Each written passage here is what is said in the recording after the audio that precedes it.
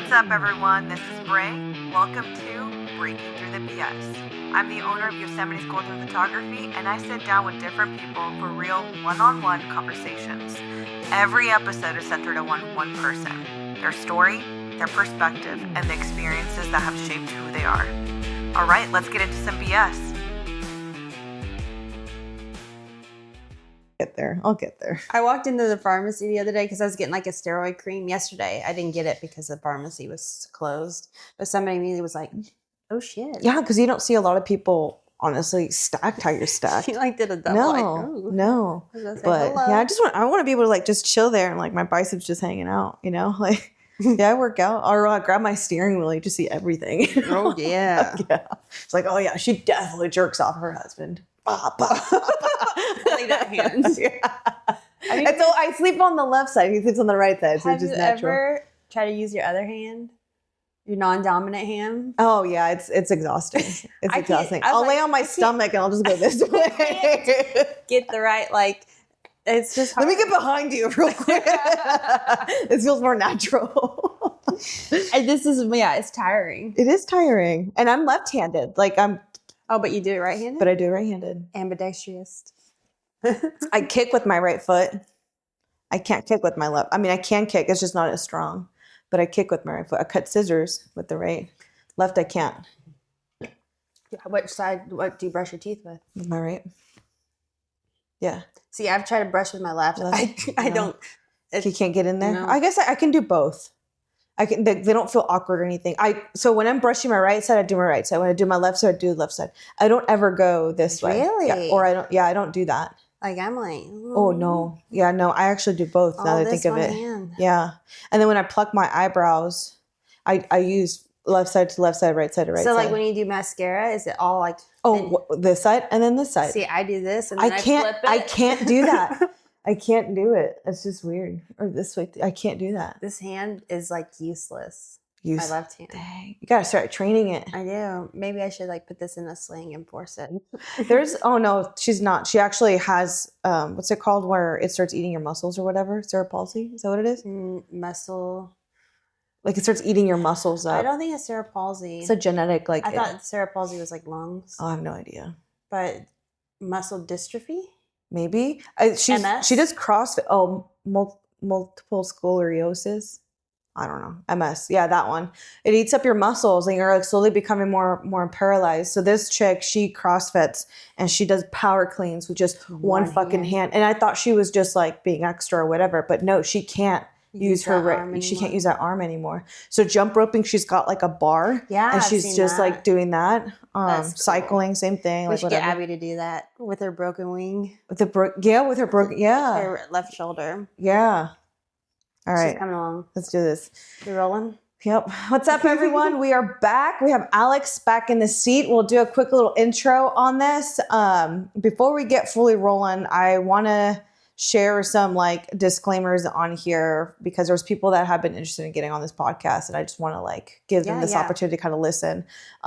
This podcast is literally to talk about anything and everything. It doesn't have to be about something traumatic that happened in your life or something life-changing or whatever it is. This is an opportunity for you to come and just chat. We want to chat about what you learned from it because if you listen to podcasts, especially ones where people are being interviewed, they are sharing things that they've learned in life. And one of the best tools in life that you can learn is to learn. And that is from other people's experiences, right? Yeah. You have those conversations, different reflecting points, different perspectives. I mean, I'm learning like every day something new. And you might think it's mentally exhausting. It can be, but you're still walking away with that knowledge and a whole new different perspective and insights. And, we're all here for a purpose. We all have a story to tell. We all think that we're boring in some sort of way, but really we're not. Like we're all so different from each other. And I think that's what makes us so unique, but we still are the same in a way that we're living on this big rock and we're figuring life out as we go. And I think the best way in life is to be open-minded and be open to different changes and be understanding of different perspectives, whether you accept it or not. It's just good to just listen, learn, and understand it and move on. Yeah. So that's what this podcast is about. So turning it over to Alex, go ahead and kind of reintroduce yourself and we'll kind of go from there. All right. Do I speak to the camera or to you? To me. Okay. It feels more authentic that way. My name is Alex. I'm your best friend. Yes, 100%. My one and only. So what do you want to know about me? Okay. So for those that do not know, who didn't listen to the first podcast, I am a registered dietitian. I've been a registered dietitian since 2019. That's when I officially became one. I passed the exam and all of that. I've been in the fitness world for well over a decade in terms of coaching, training individuals. And I would say I've been interested in exercise and nutrition or food since a very early age, probably like high school. For no other reason, like I didn't play a sport per se.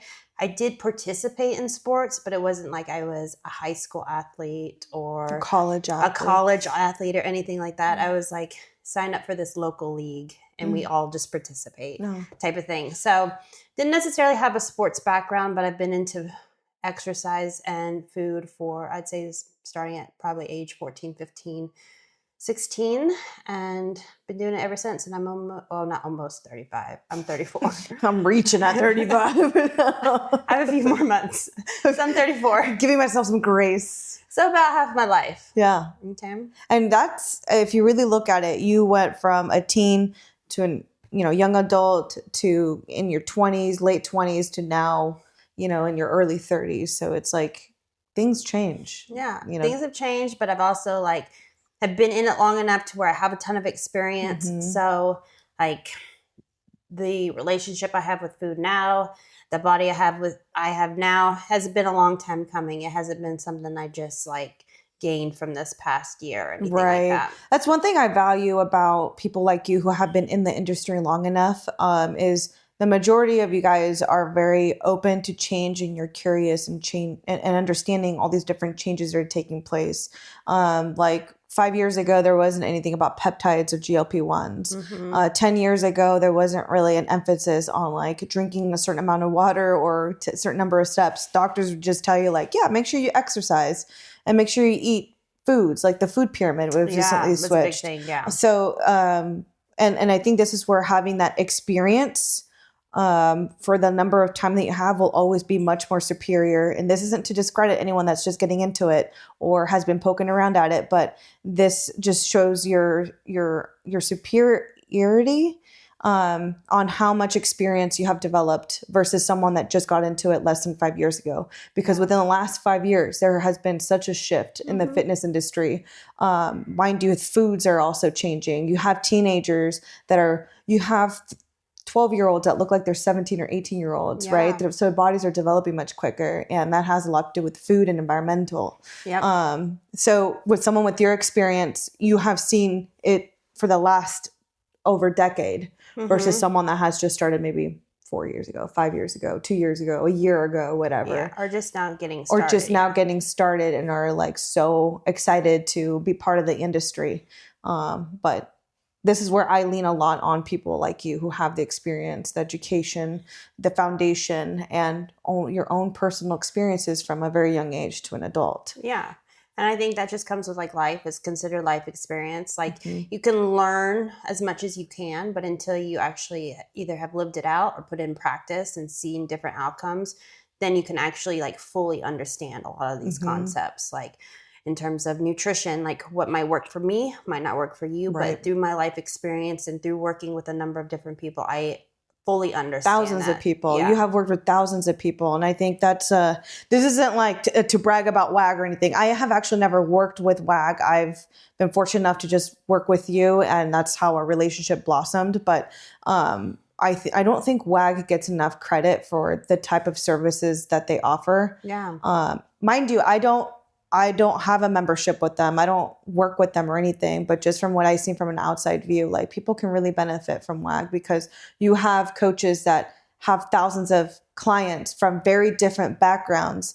And they're also a team where they meet and they go over clients or maybe different ideas, and they'll bounce off of ideas versus one person figures it out by themselves. And now with AI, I'm sure they're going in and plugging in whatever and spitting what sticks. You are able to provide so much more insight than what I think. I sometimes don't think you give yourself enough credit, but whatever. Gotta stay humble. Gotta stay humble. Yeah. I will never humble you. No, I'm kidding. Gotta stay humble. For but sure. like you have worked with thousands of people. Oh, So I want you to give yourself that kind of credit, because when it comes with life experience, that's what is much more superior, is that experience. I feel so much confident that I trust you more than my doctor. Mm-hmm. And I think that says, and I've said this before multiple times, like, what do I need to do? Yeah. Like after my doctor's appointment, like, this is what she said, like, how are we going to tackle this? And I love that we came up with the game plan and things to look at and just small little shifts here and there. And, I trust you.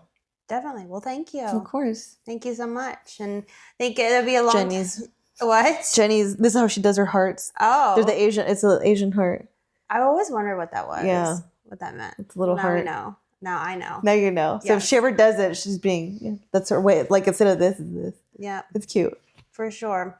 Well, the only reason you didn't bring me back was because you didn't want to just brag about me. Oh, I could do that all day. I'll brag about you and my husband. I mean, we could do that all day, but I came back because I wanted to more or less share my life story. Yeah. This is what got you into where you're at now. And I think you recently did an Instagram post. And for those of you that are listening, this is also uploaded in video form, but I upload some nice pictures or videos. But here's going to be a picture, a screenshot of what you posted recently. Yeah. And this is something we had discussed. It was a very vulnerable post. For sure. Everyone's vulnerability looks different. And this was a big one. And I think one of the things I told you about, people want authentic you. They don't want the fluff and all that bullshit. It's like, you have a story. You started this with something that you never even thought you would make a lifestyle living out of. And you're changing people's lives just as much as it changed your life. For sure. So go for it. Okay. So we'll start what my life experience was. Start back in probably young childhood. We should have brought tissues because I feel like we might start crying. But here's your shirt. Yeah, here's my sleeve. I almost brought a box of tissues. But at a young age, my mom got really sick. I think it started with one day she just randomly had like gallbladder stones, and that led to her having to be her gallbladder had to be removed. And then that was a cascade of a number of other different things that happened. Eventually, she had issues with her pancreas, issues with her kidneys, issues with her liver, many different issues. And it was almost idiopathic, meaning there was no rhyme or reason as to why these things were happening. She was like a type 1 diabetic, but it wasn't for all her life. Like she had developed that after, like during that time where they found out about that during their time. And what type 1 diabetic is that your body does not produce insulin. And so you're going to have to give yourself insulin in order to utilize the foods that you're eating and for your body to function properly. So all to say, she was very sick for a very long time. It was more like a slow decline. She was an amazing woman. She did a lot of different things for us when we were growing up, made every holiday the most special and amazing thing, made our birthdays the most amazing thing. But then middle of childhood, she just started getting really sick. And during that time, my dad, actually for all my life, all my young childhood life, he was an alcoholic. He drank significantly. He was a great functional alcoholic, meaning he can easily get up, go to work, do his thing, come home, and it would just be drinking liquor or beer. And that was just kind of the pattern. And so having to deal with two heavy things, one being your mom is really sick, two, your dad is working significantly, also just drinking heavily, is a lot.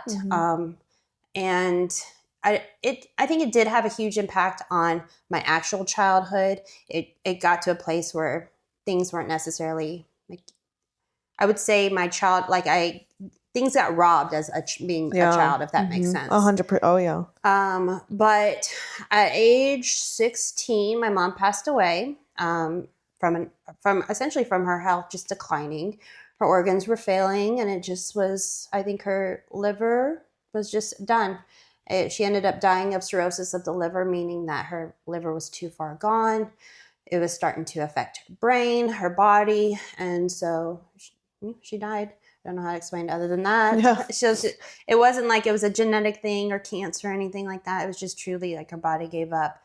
And my dad became just absent, just drank himself like from morning to night, probably all throughout the night, just laid in bed and was just drinking. And you were how old? 16. 16. Yeah, 16. So what was your environment at 16? Like school, sports, siblings? I had a brother. Oh, I had a brother. He's still alive. He's still alive. I have a brother, a younger brother, about like less than 2 years younger than me. I didn't really have any other family around us. We had moved from Nebraska to Tennessee at like when I was 8 years old, but we didn't necessarily have people around us. We moved to Tennessee because of my mom's job, and that's why we were there. But we didn't necessarily, like I keep saying, we didn't have family around. So it wasn't like we had anybody close to lean on or anything like that to help us out. I was in high school. I worked when I was in high school, had various jobs. I think my first job was at a not suntan city, it was called Suntan Village, but like just a tanning bed. And then later got a job at like Baskin Robbins, but I just worked throughout my childhood, or not while I was in high school. Yeah. While I was in my teens, didn't play any sports per se, but I was a cheerleader. And that was like my one thing I had always wanted to be, was a cheerleader. I don't know if you know this about me, but I actually tried out 4 times, like 4 years in a row, and never made it. And it wasn't until like it was my junior year, was like the first year I What the fuck? Yeah. Dang. So I tried out for 7th grade, 8th grade, 9th grade, 10th grade. Didn't make it. Wow, commitment. Yeah, I was like, I wanted to be a cheerleader. What was it about it that excited you? I don't know. I just have always like wanted to. I think it was just maybe it was because you were popular, or maybe you kind of had a group of friends. Maybe it was, I just really like desired to do that. Yeah. But no, it was like something I really wanted to do. And so anyways, I was a cheerleader at the time. Okay. Finally made it. And it was just sideline cheer. It wasn't like we were Stunting flipping around or anything. stunting or anything like that. We were just cheering on the football team or cheering on the basketball team. So I was a cheerleader at the time. So I had finally like made the team when, she passed away. But yeah, so that was like my environment. So my mom was not living with us at the time that she passed away. She had moved to her parents when she, at some point in this this timeline, because she was too sick for my dad to take care of her, and meaning like for him to be able to go to work and her to still get the care that she needed. She went to many doctor's offices or appointments. She was on dialysis. I don't know if you know what that is. Where to change their blood. Yeah, they're having to filter the blood, so you're having to like sit in a chair and be hooked up to a unit and get your blood filtered out 3 times a week. So her parents, being retired, were able to take care of her. And so she lived in Mississippi while we lived in Tennessee. So she wasn't living with us at the time. So I, being the female in the house, was taking care of a lot of different things, cleaning the house, doing a lot of the cooking, grocery shopping. As soon as I could start driving, I was doing that for everybody. And so yeah, that was what the environment was I was taking on a lot of responsibility, doing a lot of things, still trying to be, a great straight A student, like doing well in school, like trying to, I wouldn't say I had like a big group of friends. I had a boyfriend in high school. I think pretty much all 4 years was the same guy, and had like 1 or 2 close girlfriends. But never really was like part of a big like group or anything like that. I wanted to be desperately to like, but had some like, I would say I had like at least that support system. Like at least had a best friend, had a boyfriend. So I had that at least. During that time. I think your desire of that was just your desire, just wanting to be included in something a little bit more bigger, a little bit more just included and seen and be part of a unit versus, you know, sometimes when you have a small selection, it's like that's the only selection you have. You have to make do with what you have. But when you're part of something a little bit more bigger, you're able to kind of, I don't know, like not necessarily hide, but you can just kind of blend in a little bit easier, but still be included. Yeah. You know? Yeah. So But with all this, were you going to say something? no, I was just going to continue. Okay. So with all this, I think it was just a lot on a teenager. 100%. That's a lot of responsibility as a teenager. As soon as you got your license, you are zip bopping everywhere. I had my permit and I was able to, like, at the time, like when you have your permit, you can drive like pretty freely, like to certain places. There's like curfew times, right? Yeah, I think there was like some curfews, and obviously you couldn't necessarily like be going out of state or something. No. But like you or driving after a certain time. Yeah, you had a little bit more like you could drive. So I think even then I had started like working, doing a lot of things at age 15. Yeah. So it wasn't like I turned 16 and all that was happening. But so I've been doing that, and I guess it was just a lot for a teenager, and I somehow, someplace, at some point, started turning to food, like controlling my food significantly to where I created all these food rules, like certain foods I thought was going to make me fat, certain foods I thought were just completely off limits.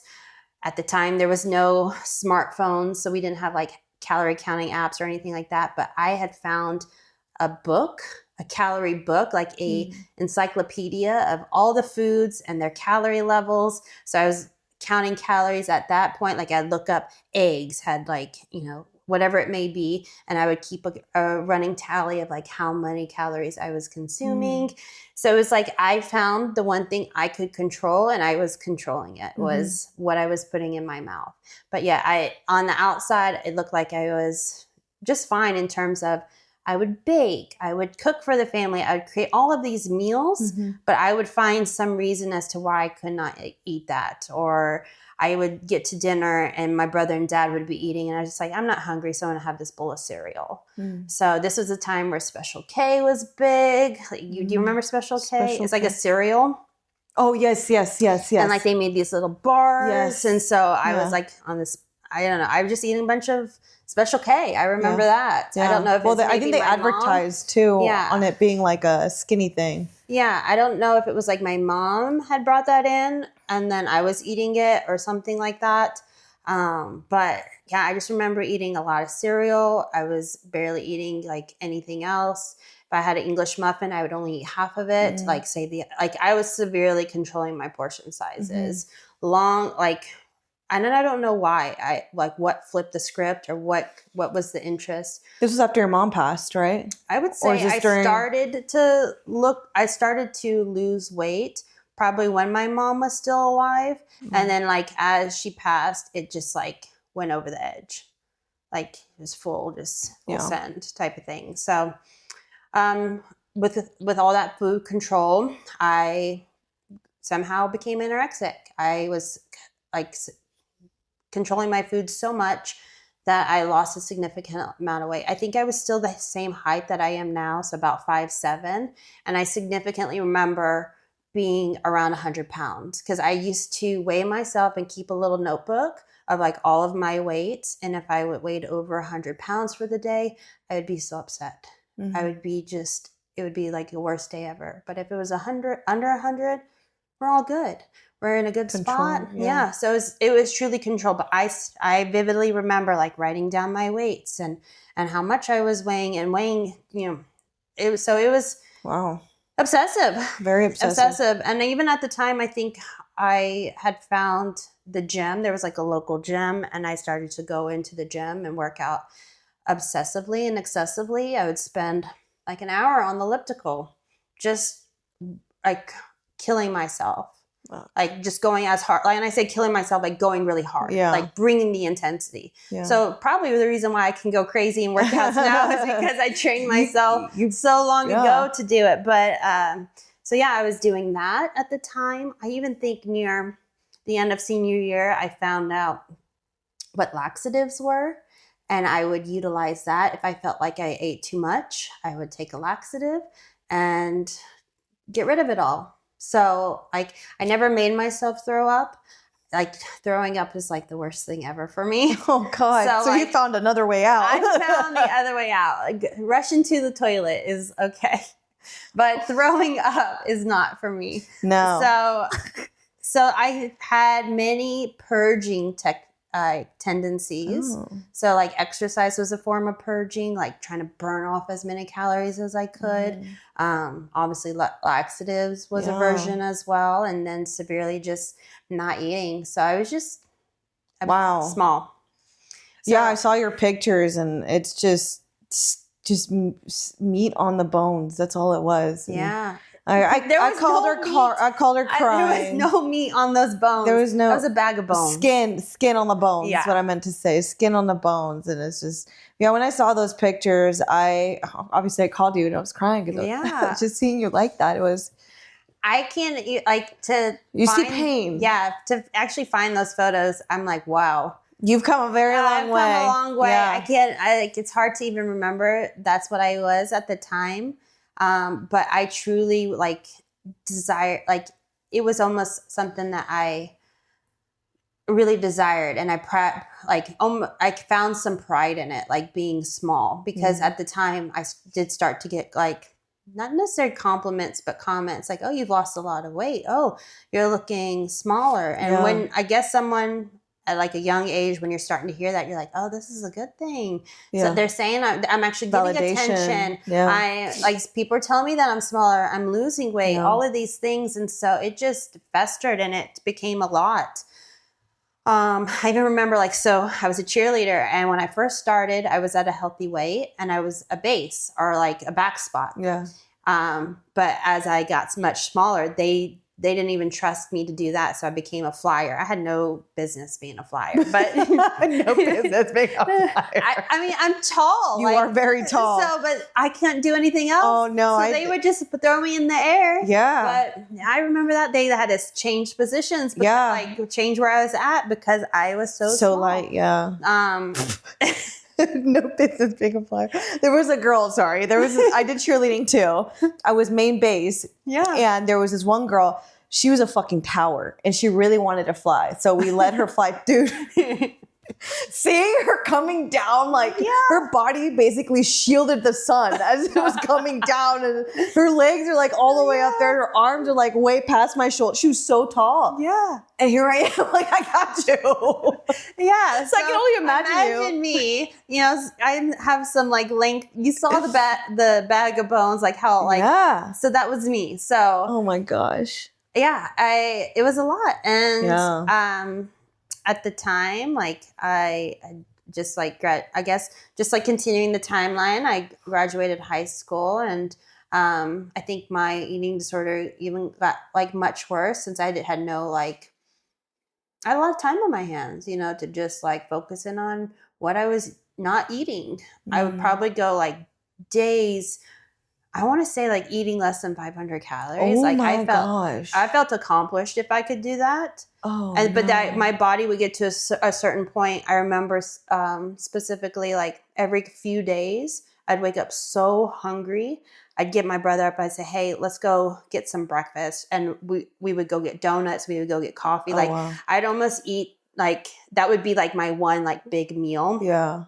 And then I would go back into the same pattern where I would eat so little. Yeah. And then I would have to wake up and I'm we have to go get something. Yeah. And I remember that was the summer. Wow. Wow. And so I went into college, same way. I think it became a little bit less focused in on that in terms of counting all the calories, because I just didn't have the time.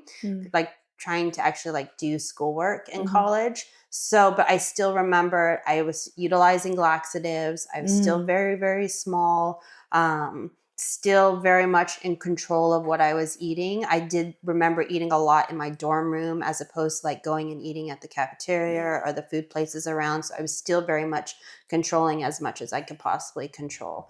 And yeah, I was just still doing that. I remember, I don't know where it was at in the timeline, but I think I might have came home from college, like for a break, or maybe this was before college.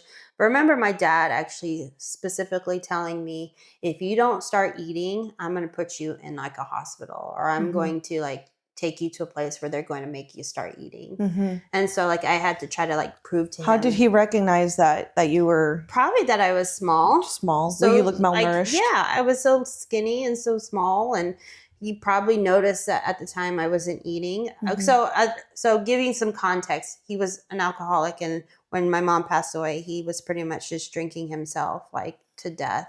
But there was at one point we woke up and he wasn't around, and come to find out he had spent all day like looking for a doctor or a place to come clean, like to be sober. To be sober. Yeah. Not clean, I guess that's the wrong word, but It's to be the same thing, sober. yeah. And so he actually had to go to a rehab center for a number of months. So during that timeline, I think before I went to college, he had already made the transition and he was sober. And so I think just at that point, he was a little bit more aware of like what I was doing to myself and how I was eating, and just noticed those patterns. And so he did threaten me. He was like, you've got to do something.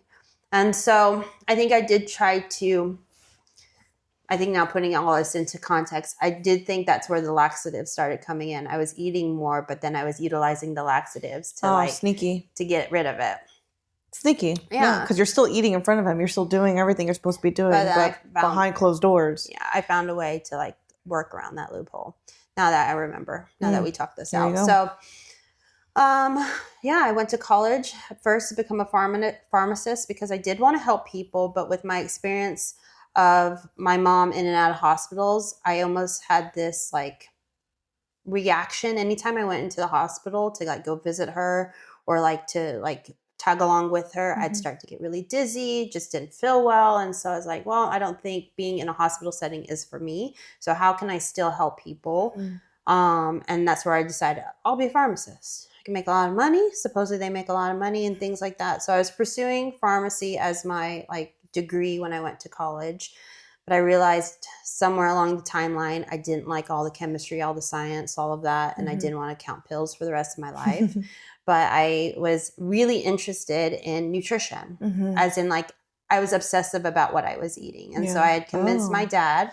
It's like, I want to change my major, but I want to do nutrition because I have this like passion for it, or I'm really interested in it. And so he allowed me to change my my degree, my major, and that's where I started learning more about nutrition and more about what proper nutrition is. And at that time you were still controlling your calories. You were still eating under. You were like, you were not technically in a healthy state at all. I had probably gained a little bit of weight just being in college. I think you generally gain a little bit of weight, but I was still very small. I remember I might have went from 00 pants to 0 pants. Okay. Wow. If you can think of that. Like, okay, so at one point I couldn't even fit in the like 00s. I was shopping in kids Abercrombie. Like I was wearing like size like 14 or whatever, like the biggest sizes. I was that small. So I might have like remember going from like 00. Now I'm fitting in like 0 size. So I was still very small. Very small. Yeah. Very, very small, but I had gained a little bit just being in college and whatnot. And so I carried on for a bit. It was very like all that I focused in on, all that I did. Definitely didn't have a period. I didn't have a period for many, many years. I had lost that thing and it was gone. Just because your body just doesn't have enough body fat. And so not healthy. I do remember I was losing a significant amount of hair. I remember seeing photos like after the fact. And I learned about this in my degree, my schooling, that when people are so malnourished, they'll start to grow like peach fuzz, like because their body is trying to stay warm. And I remember seeing photos of myself like with this like level of peach fuzz like all over my body, like this little bit of like body hair, like not like the normal body hair you might see like on people's arms, but just like this like peach fuzz. Right. Like really fuzzy. Yeah. And it's just your body's like way of trying to like stay warm, to stay kind of warm. But I was like losing hair. Anyways, so it carried on for quite a long time. And my obsession with exercise continued. I was starting to run, like do these 5Ks, run to, like just obsessively. I would run and then go and try to do some weight training and then elliptical. Mm-hmm. It was a lot of that was a lot. Like it took up a lot of energy for sure. It wasn't until I took a class in college because we had to fulfill like a personal training or not like a physical activity. Like credit. Fitness course. Yeah. So I found one it was called personal conditioning. And I was like, this is perfect. Now I get to go to school and work out during my like school day. And maybe I can like come home and do more. And I signed up for the class and I thought this is just going to carry on my obsession with everything. And I remember, or the GTA, so the grad assistant that was teaching, was obsessed with CrossFit. And from day one, he was like, we're going to be doing CrossFit, guys. And he taught us all about the CrossFit. Like he was like essentially the OG though, like the original CrossFit. So I graduated college in 2013. So this must been 2010, 2011. So CrossFit came out in 2008. Is that it? I don't think it came out in 2008. It started becoming a bit more like when I say mainstream, it started to gain popularity in about 2008 because I think that's where they had the first CrossFit games. And that's what Abby would suggest, like mentioning, but they had... CrossFit was... It's existed before, it had existed, but it picked up more. But it was it's kind of like High Rocks right now. It's like a big popular thing. Yeah. So he was teaching us CrossFit. He like told us the ins and outs, like taught us the movements, took us through our first workout, which was pretty sure it was like Tabata. Have you ever done Tabata? Once. Which is like 20 seconds of work, 10 seconds of rest. There's typically like 4 exercises. Yeah. I thought this is going to be no problem. I work out all the time, not a problem at all. That workout kicked my butt and I was so sore for so long. Of course, I was probably malnourished still, but I was like, this is hard. And I essentially got hooked. That was like my favorite class.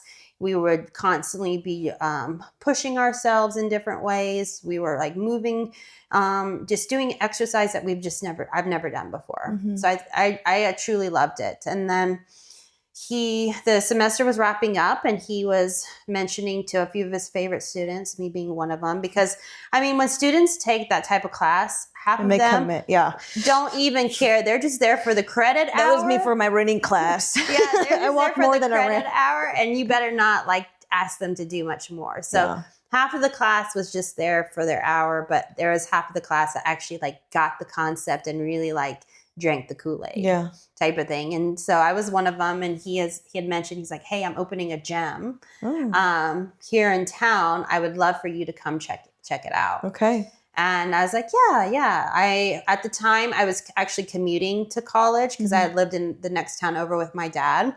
But I was like, my plans are to move to this city next year because my brother's going to be going to this college. So my dad's moving out and we're just like all here in the same place. So when I move, I'll come join. Sure enough, I moved and I still remember that gym. Actually, it took me like 2 or 3 attempts to go to class, to actually show up to class, to like go and enter the CrossFit gym. I actually drove there like for a Saturday class. And I was so nervous that I left. I left. I think I did like 2 or 3 times until I actually like walked in the doors and like committed. So proof being, even if you've had like, I knew the guy that was the owner. And you've worked out before. I had worked out. I was doing the CrossFit, but entering into those doors was like the scariest thing for some reason. So all to say, like, if anyone's listening and you're scared to like walk into those doors of the CrossFit gym or any gym, just do it. Just do it. Because the moment that you do it, full send, your life can possibly be changed. Yeah, it's always for the better. Yeah, it's always for the better. This is something you're doing for yourself. For sure. And so point being, I finally joined the gym. Like I took the class, joined the gym. I was like, okay, this is no big deal. Like everything is fine. And of course I was the girl that was great at doing the endurance, meaning like if there was no weights, there was no nothing. I was just like doing circles, laps around people. But anytime there was something heavy, anytime that weight was involved or like having any level of strength was involved, I was slowed down significantly. I was like the last in class, and that bothered me. I don't know if it was my competitive spirit or 100%. I don't know if it was, bitch. It was. So I had approached one of the coaches at the gym. I was like, I'm ready to get stronger. And this is still a time where I had a ton of food rules. I was still controlling my food. And when I say food rules, I don't think I like specified what those were. Like I thought chicken was like going to make me fat. I would not eat any kind of nuts. I would like bread, carbs. Oh, I could convince myself I had a gluten allergy and I'm just not going to even do it. I had a dairy allergy. I'm not touching that. But I even remember I would not like, there's some things I think about now. I'm like, that was dumb. That was psychotic. That was psychotic. We're borderline psychotic. Yeah. I probably should have been. You convinced yourself. You said that you were literally gluten. All of these things were terrible for me. All these things were going to make me so fat. All of these things. And these were healthy foods. Chicken breast. I couldn't bring myself to eat chicken breast, but I can eat some cereal. I can put down some cereal. Don't ask. Yeah. When you're in the depths of that, you compromise your own way. Everything else is not negotiable. Things don't make any sense. But yet you have found the one thing that is okay, but everything else might be like, could be a very similar thing, but no, can't do it. Very interesting. Wow. You can't do it. So like, it was crazy. I was actually probably living off just gum. Like I remember going through packs of gum a day. Like that was my diet. It was bad. No. Oh, right. But yeah, so with that saying, I joined the gym. I asked the coach, I was like, hey, I want to get stronger. And she was like, okay, well, we need to see what you're eating. Yeah. So she had me write down my foods and give it to her. And this is like still before having some kind of smartphone app. Like, I started writing things down. Yeah. So I was writing it in like pen and paper, writing things down, like looking at that a little bit, like, anyway, so old school. So I presented it to her and she was like, okay, we're going to need to eat a little bit more. She didn't necessarily say like, what the hell, dude? Yeah. Like she was like, okay, we just need to eat a little bit more. Here's what I'm going to suggest that you do. Yeah. And so she just met me where I was at. She was like, let's add this. Let's do this. Yeah. And then I continued to do that, or like would write down my food and bring it to her. And then she would like suggest another change. And before I know it, I was starting to put on a little bit of muscle. Yeah. I was starting to get a little stronger. I was starting to eat a little bit better. And I think even at the time, the gym decided to do a nutrition challenge, and we were doing like a paleo challenge. And so we were trying to like eat a certain way. We actually, as a group, would have like, and this was a small gym. So we would have like Friday night dinners together, and like where either we would go and do like a potluck, or we would go out to eat and like try to be paleo together. Do you remember what paleo is? It's essentially like if CrossFit was trying to, the CrossFit diet is like focus on eating meats. Like I can't tell you, but it was essentially just like meat, fruits, nuts, seeds, vegetables, little sugar, like that type of thing. So we were essentially just eating all these whole foods, like Whole30 or like just whole food diet. Oh, I see. But anyway, so we did that, and I think I just kind of like pivoted and just was like, I was all in. Yeah. I wanted to get better at CrossFit, and I knew I needed to eat to get better at CrossFit, and I was just starting to eat. And I think I gained like 20 pounds. Fuck. And what time I had frame? maybe probably like a year. Wow. I maybe went into that gym like 115. Like I had obviously gained some weight between like my smallest to then, and I'd gained weight, and I was mainly muscle, but I could tell I gained some fat, but that was fine. That's okay. And I let go of the scale. I didn't even really truly know that. I was just focusing on what can I put on the bar? I want to get my back squats stronger. I want to do this. Like I want to be able to do a pull-up without a band. I want to get to a point where I can do those ring muscle ups. And that was my only focus. I could care less about like what I was weighing or what size I was. I truly had this mindset shift of I want to get really good at CrossFit. Maybe it was the gym that we were in. There was a few like competitive people. And when I say competitive, it's definitely not like competitive like it is now.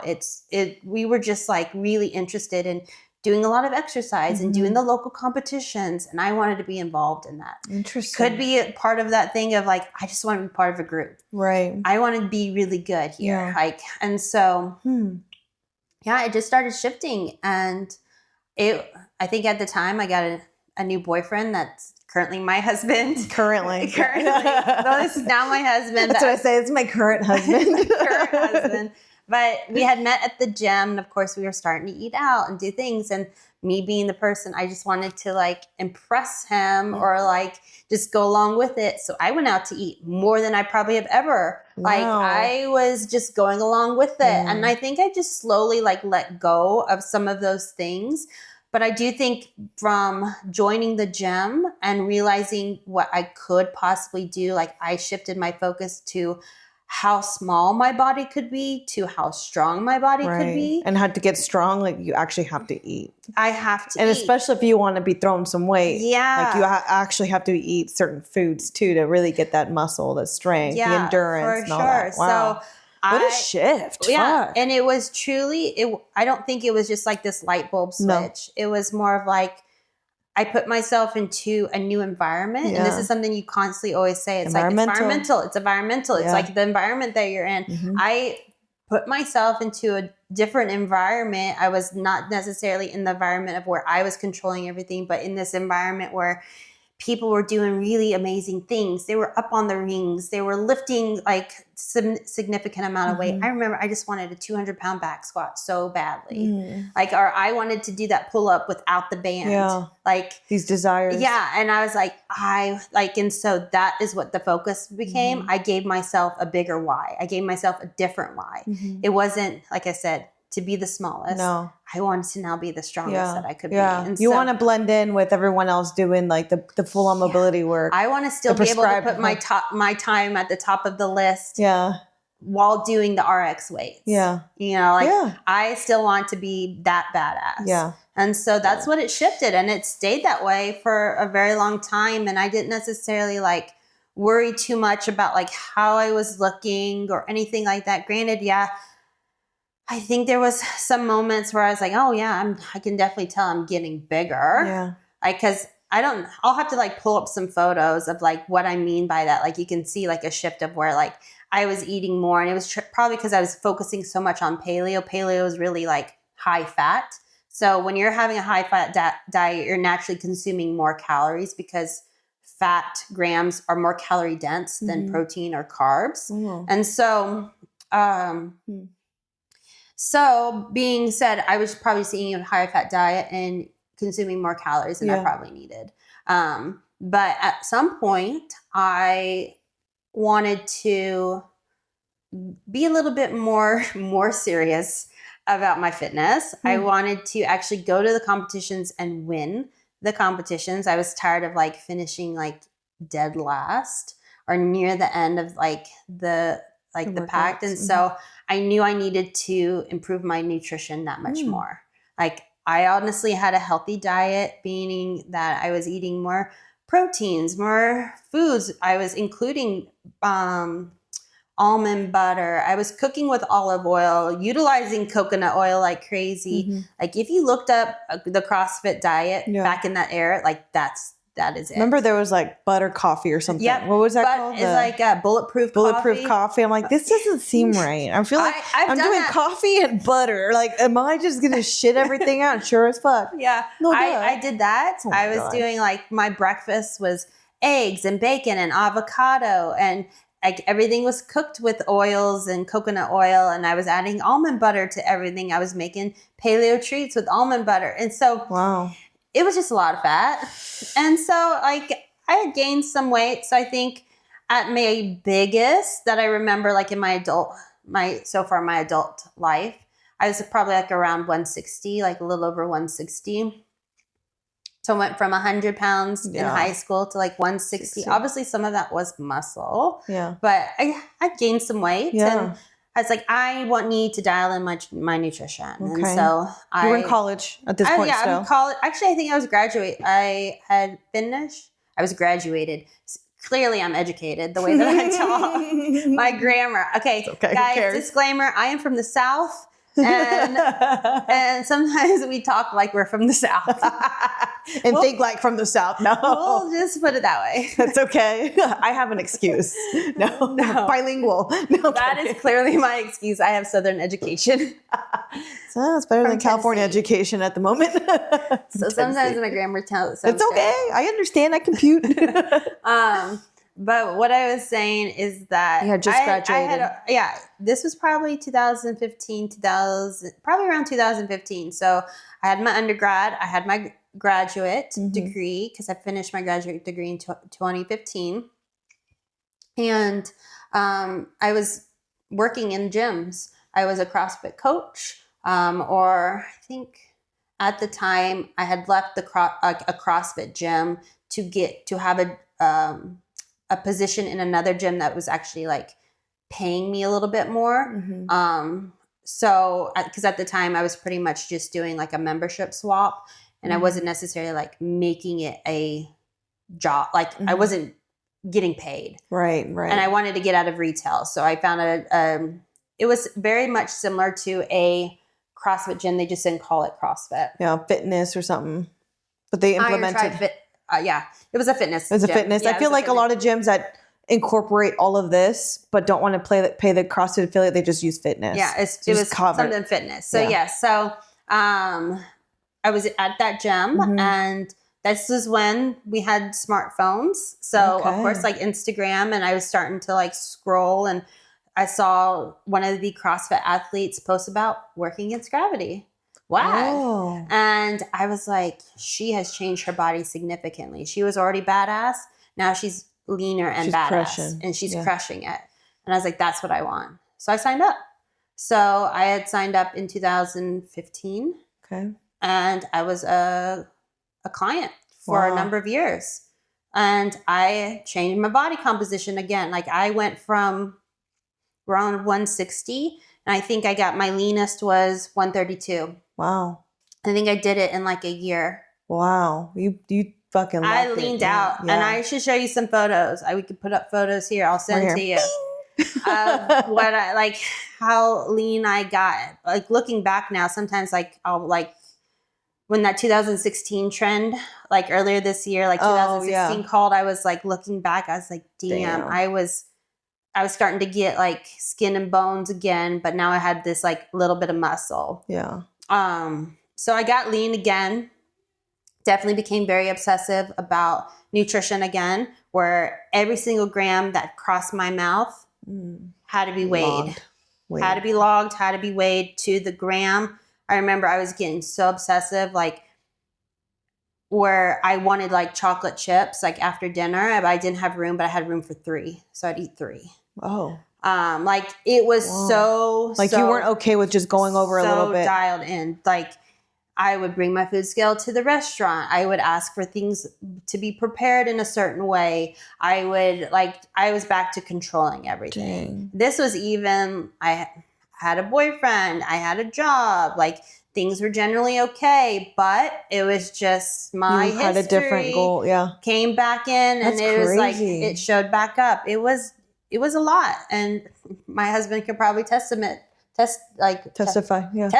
to that, like how obsessive I did get, and like how controlling, and we wouldn't like go out to eat in certain places. Like I had only certain places I would go to eat. He's a trooper because he just went along with it. Wow. I remember him like weighing out some things for me, like really helping me. Yeah. Still does that today, like with some of my different things. But yeah, it came back, but it was a different form. Now I had there was a purpose behind it. I'm this top level athlete because I did start to win. I did start to stand on top of podiums. I did start to lift heavy weights and things like that. You're but getting that validation. Yeah. And it got really like I was full control again. And then, so it's been on and off for a while. Like my During eating that time disorder. frame. Yeah, it was just on and off. And so that was 2016. And I think it probably continued until 2018, like just being really controlling about my nutrition. I mean, you've seen it. Like I've traveled with food. It was even more so. Like I don't even think I would travel much because I couldn't control my nutrition. It's inconvenient. Yeah. Yeah. Damn, you've come a very long way. Yeah. Very, very long way. Yeah, I can't, like, just looking back, you're like, what the fuck, I'm man? like, somebody should have slapped me. Too bad Pop, you weren't pop, in pop, my pop. life. Dude, I would have punched you in the crotch. Too bad Boom. you were not in my Yeah. life to slap me out of that. But the thing is, the people around me loved me so much that they just like, went with it to like, I don't know if it was what it was, but yeah, they just went with it. But do you also think that you were much more stubborn then if someone did say something? You are stubborn, but I'd have a complete meltdown on that person. Wow. Yeah, I would have a complete meltdown. And I think that was just a symptom of not eating enough. yeah, I had a very short very temper. reactive. You think I'm Ember now? You should have seen me back then. So Ember is from the movie Elemental. We watched that movie a few times together. I'm very much so Wade. I cry a lot. I'm very emotional. And she is Ember who is lighting things on fire, blow up. But there are times when we swap. I'm like, yeah, let Wade be Wade for a minute. But let me be Ember for a minute. So that Ember Wade, that's what, if you ever see that on her Instagram comments, it's Wade talking all the time. Yeah, so yeah. I was very short tempered. I'd probably blown up on a bunch of people. They just like went along with it. Hesitant too, I'm sure, to say anything. And so yeah, wow. I think I even had a bunch of injuries at the time too. So like when I was like working out hard, I just truly wasn't eating enough to support all the activities that I was dealing with. I had a back injury, I had a shoulder injury, had an ankle injury, but I do think that was because of how it wasn't necessarily because I was like overtrained. I mean, you could maybe say that way, but I sprained my ankle. I just had a number of injuries. And looking back, it was because I was underfueled. The person you're working with, because you're working with someone from WAG. I was still working with Working Against Gravity, and I think it's just. And what I say by working is you had a coach. I had a coach, and this coach didn't see any of this, or did you not communicate that, or like where? I probably didn't communicate as much, and I actually look back. I can see all of my messages and like all of my check-ins from all those songs. Most of them. There was a time where we didn't have an app, but I looked back when I was trying to like pull up some examples for some like recent posts that I made.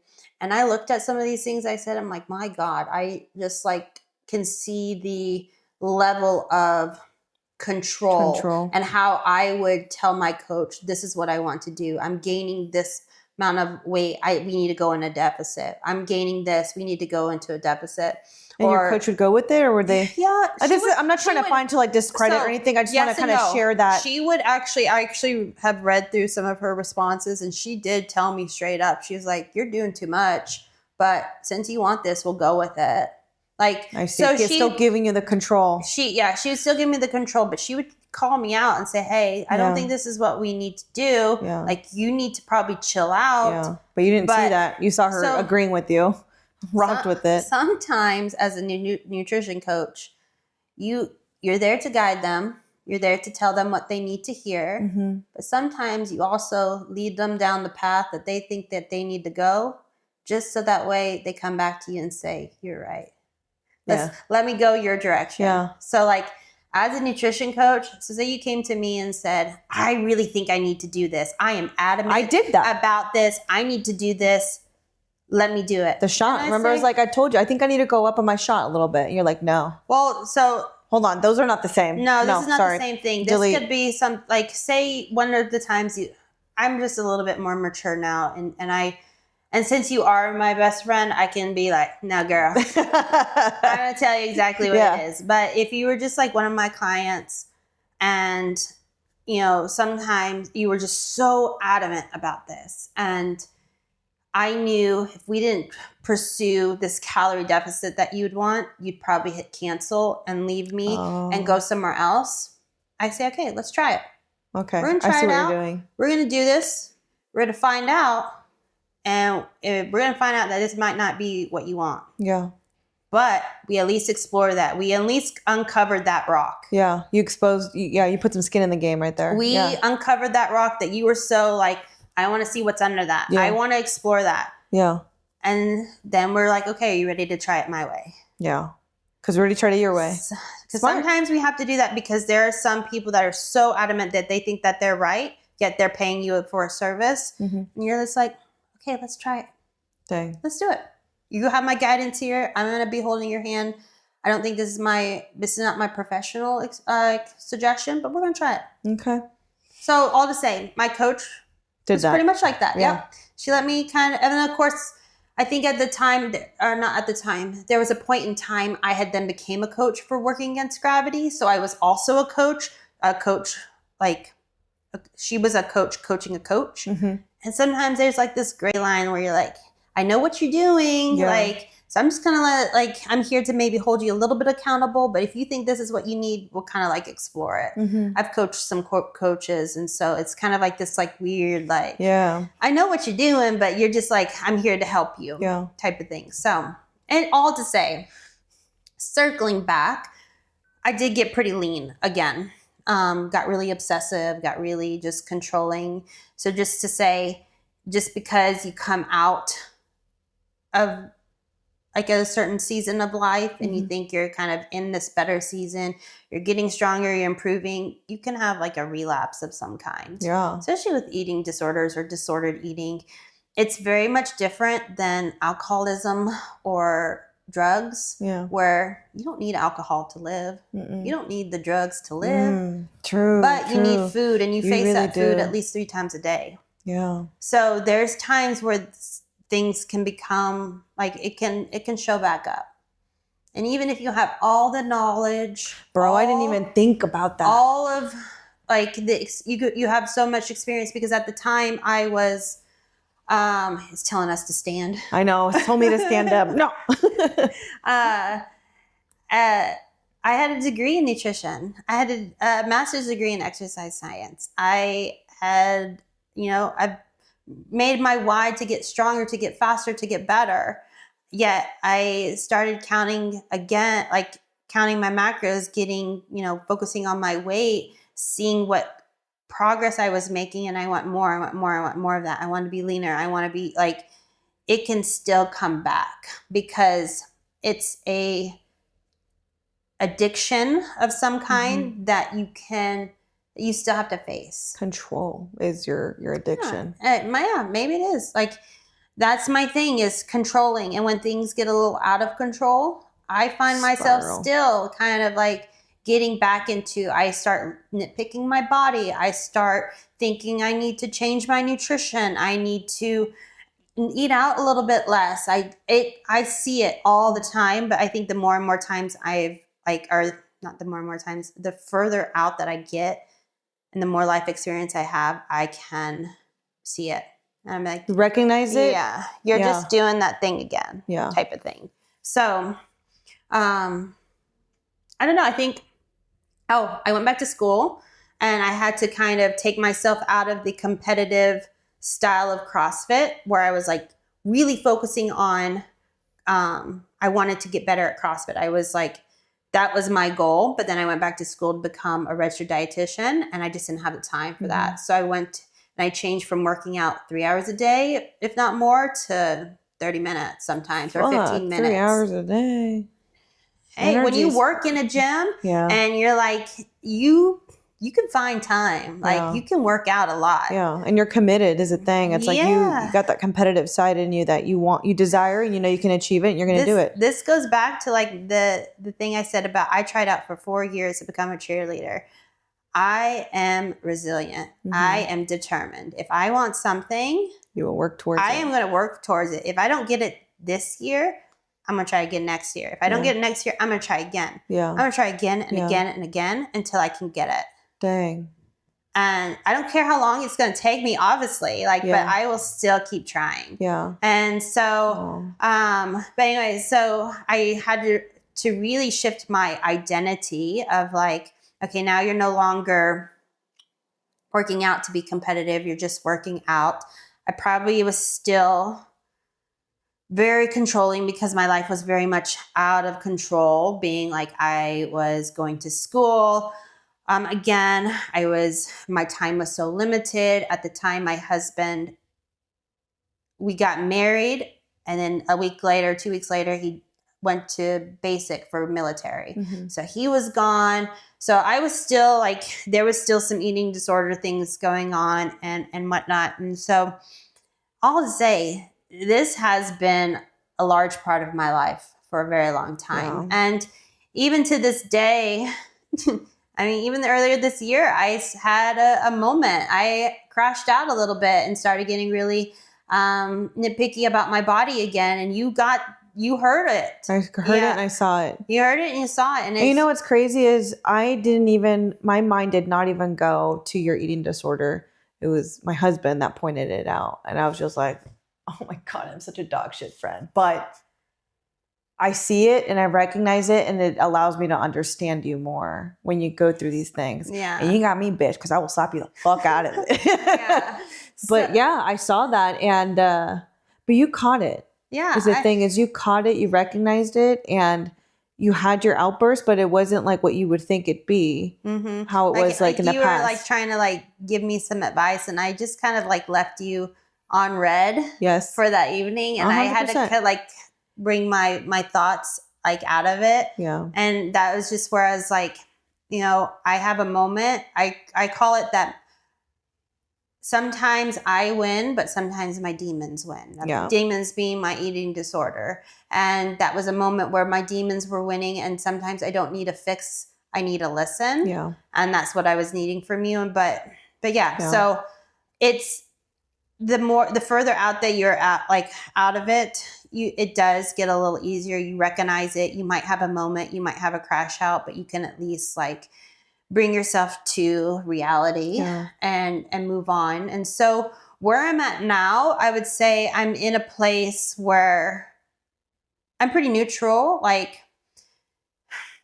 to be honest, like I am still in the place that I'm not 100% with my body because I did a large cardio block for like training for the high rocks, training for a half marathon. And it changed my body in ways that I don't necessarily like, but I did it for a specific goal. And so now I'm having to come out of that and be more comfortable in my body, even though I know it's changing and I'm doing something. But I want to explore that a little bit with you. So with high rocks, for those that don't know what high rocks is, explain what that is.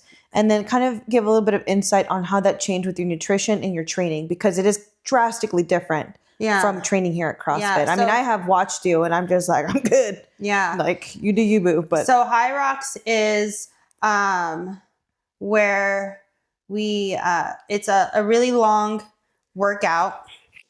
It's a mix. Like I have about 4 minutes. Oh, fuck. Okay. It's okay. Okay.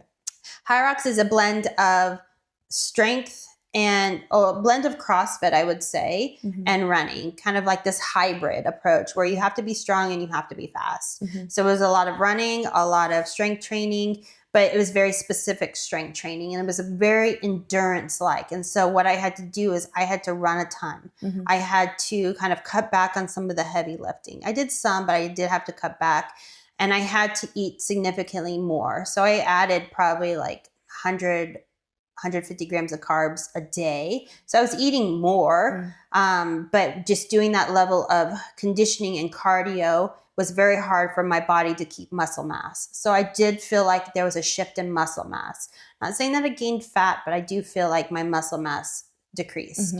But I got fitter, I got strong. Like I did improve. I got fitter and I wouldn't say stronger, but I got fitter and faster for sure. And then I just continued with more cardio to do a half marathon. So I did a High Rocks in December. I did a partner High Rocks in January. And then I did a half marathon in February, December, January, February. Yeah. So I did a lot of conditioning, a lot of running in that time, and all that conditioning did change my body composition to where it was, I would say it was just flat. I just felt really flat. Didn't feel like I had, like my muscles were not full of glycogen because my body was utilizing that for all my running. It just couldn't keep up. And so once I shift to doing more strength training and more like CrossFit, far less running, my muscles came back online. Yeah, they did. So so I'm just kind of getting out of that place of seeing my body composition, my muscle mass, my muscle definition go from one place to a place that I don't recognize myself. Meaning I see a little bit more cellulite. I see a little bit more jiggle. I see things that I don't normally have seen to then be like, okay, I know this was because I did this amount of cardio, this amount of like work for this long. I know as soon as I do some strength training and do it for a significant amount of time, that will all change. And I'm already seeing the change after it's April. I don't know, 2 months. I was about to say like 8 weeks. You should do that little, what's that guy from The Hangover? Oh, I don't know. Alan, what does he do? Oh yeah, I get like see all these numbers. Yeah, the computing. Yeah. So yeah, that's where I'm coming from, and that's where I'm at today. And all to say, to bring this back into the idea of working with people and having that life experience, is that I've gone through a lot. Yeah. And I have seen what it is to be really skinny, to have gained weight, to shift the focus, to have these certain food rules, to even lose it. Like I was in like probably the best shape I was ever, like this time last year, and to then have a shift in my body composition, not because of life, but because I chose that. I was pursuing a different goal to now, like, I can truly meet a client where they're at. And I think that's what's ultimately special is I don't try to bring the client to fit to my mold. I meet you where you're at, because if a coach or a client or if a coach try to do that to me where they say, well, you need to eat all of this or you need to do all of this, I probably wouldn't have been as successful as I was. For those coaches to kind of meet me where I was at and kind of help me make small changes and even help me kind of fail on my own, that helps me then become a better coach. So it comes down more to understanding too. Being understanding, having that experience, being able to be at your worst, to get to a place where you're healthy again, to become overly obsessive, to become into a place where you're healthy again and still kind of go through that. I think it's very helpful. And that's ultimately why I shared that post, that Instagram post, not for validation, not for, oh, I'm so sorry that, you know, that you experienced that. I wanted to showcase that I've not had it together all my life. I still don't have it together, even though I'm a coach and sometimes you see that as like a highlight.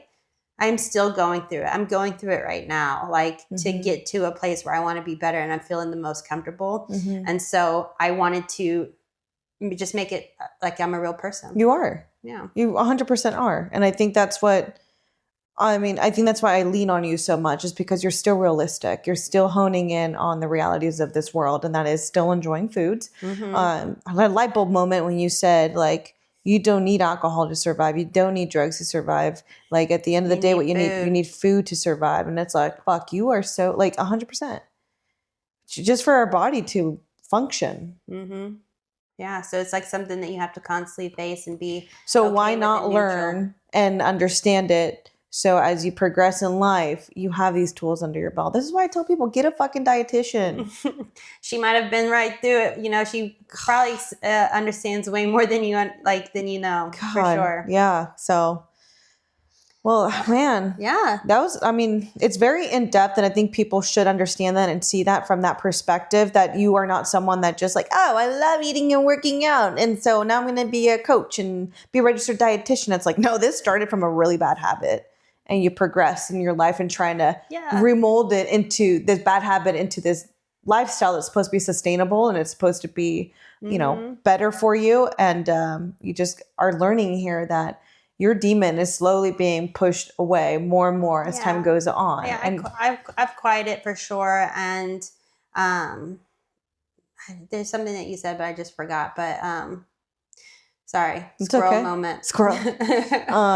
Yeah, it's just you learn to adapt, and I think that's what makes a lot of people more resilient. Is if you're able to learn and adapt and be able to pivot, your body will present itself in so many different unique ways. Like I'm learning this as I go. I have not been this fit in my life before. Being very well nourished and having the resources that I have, having the support system that I have, and I don't have like an eating disorder. I've never had that before. I think my demons are a little bit more different than when it comes to fitness and stuff. To me, this is an outlet. It's fun. It's engaging. It's challenging. It's, and be able to pair it with someone that desires that, understands it. Cause you still love working out. You still love eating. And you eat out now, and you're not like controlling about it. It's like I eat these things that were used to be like things I would never ever do. But I think it comes through learning and understanding that I don't die when I do this. Right. I know that sounds very extreme, but it's like I'm still going to wake up tomorrow if I have a burger. Right. I'm still going to look okay if I eat this cookie. Yeah. So like I have like gotten past all of that. I think it's just now more I have to let go of the perception that I have to look a certain way in order to be accepted or not even validated. Not even validated, to be seen as someone that people would listen to. Oh. And that's a topic for another day. Yeah, no kidding.